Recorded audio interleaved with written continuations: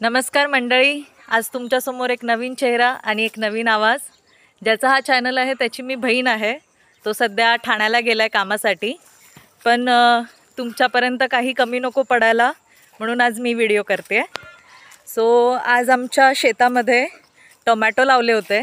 त्याच्यासाठी त्या टोमॅटोंना बांधण्यासाठी काठ्या लावल्या जातात, म्हणजे टोमॅटो नीट वाढावेत आणि त्यांना आधार मिळावा म्हणून. बघूयात कशा पप्पा आणि माझा भाऊ जतीन काठ्या बांधतो ते बघूयात कसे बांधतात ते. हे बघा कशा काठ्या बांधल्यात. टोमॅटोंना आधार पप्पा आणि माझा भाऊ, आणि तिकडे माझी आई आणि माझी वहिनी बसली आहे. अशा काठ्या बांधल्या की टोमॅटो छान वाढतात. बारीक बारीक एक टोमॅटो सुद्धा लागलेले आहेत मंडळी, बघा.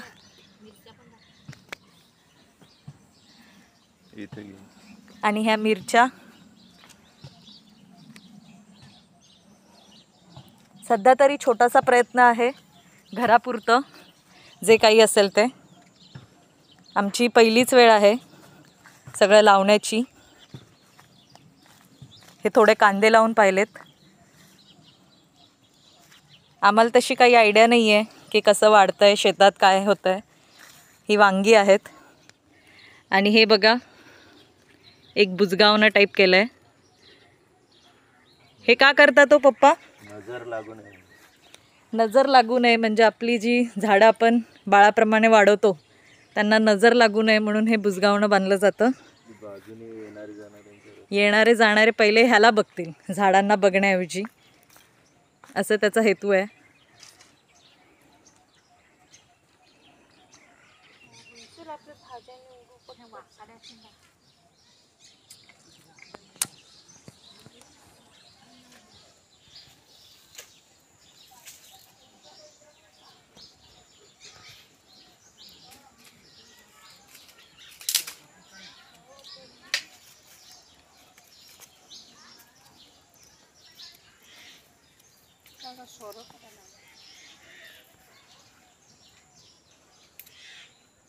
जतीन हाय कर.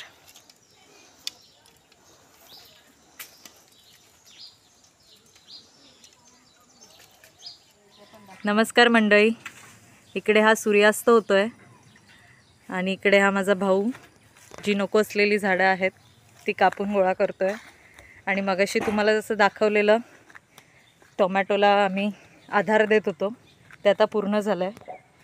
हे बघा असं काहीतरी दिसतंय. आता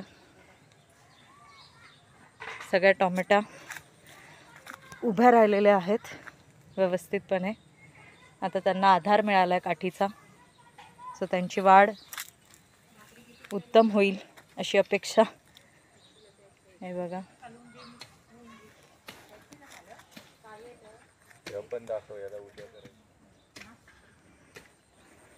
आणि इकडे ह्यांना उद्या करायचं आहे कारण की आता सूर्यास्त झालेला आहे. आता आम्ही बोगीची भाजी निवडायला, ती तिकडे मम्मी बसली आहे, वहिनी बसली आहे.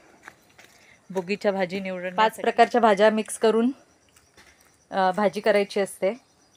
काय काय सांग मम्मी? वालपापडी, वाटाणे आणि पावटा, वांगी, गाजर, फ्लावर आणि फरस. आणि हे आमच्या शेतातलं पहिलं वांग. हे शेतात मगाशी तुम्हाला जी वांगी दाखवली झाडं, त्याला हे वांग लागलं होतं. तो व्हिडिओ काढायचा राहिला. माझा भाऊ असता तर त्याने नक्कीच काढला असता. मी काय व्हिडिओ एवढे काढत नाही, आमच्या लक्षात राहत नाही. ह्या तुरीच्या शेंगा पूर्ण बांधाला लावलेल्या आहेत आणि ह्या शिजवल्यात.